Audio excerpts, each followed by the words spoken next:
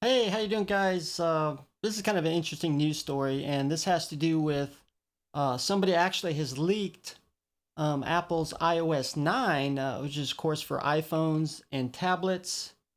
And now, supposedly, this was from an Apple low-level programmer that worked, well, he didn't necessarily paid by Apple. I think he might be an intern, low-level intern. Now, I think once people found out that he worked for Apple, they kind of tried to get him to give them perhaps some of the source code and tools, as supposedly they're going to give this to the jailbreak community and supposedly improve on the jailbreaks. And supposedly, I think it was in a circle of five friends that were supposed to keep it with amongst themselves. Obviously, it didn't work for that long, and then it was leaked and uploaded to the website GitHub, which shares source code with various, well, supposedly it's supposed to be open source projects, and then people can download it, reprogram it, or even compile an executable programs from this. Now, as far as what Apple says it won't affect it long term because Apple supposedly has several layers of software and hardware protection built in for instance, such as the enclaves that Apple uses for its iPhones. I'm not sure if the iPads have this, but for the iTouch or fingerprints that it stores in their hardware enclaves that simply not every device has.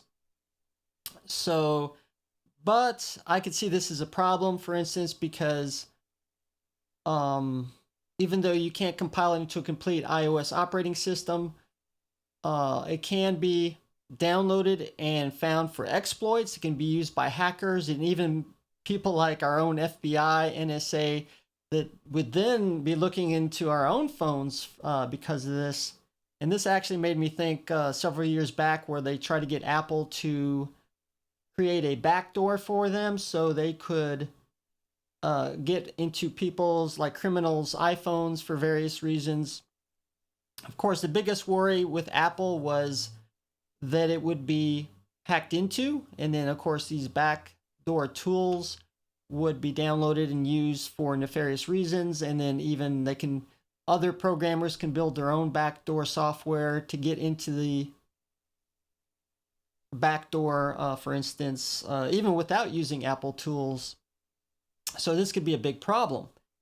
Um, Now, this came into question, like there was one comment where somebody said, well, it's very similar to what the Linux and Android community, where they can share the source code, they can find exploits which people can patch themselves, and it'll make for a better community, a better software.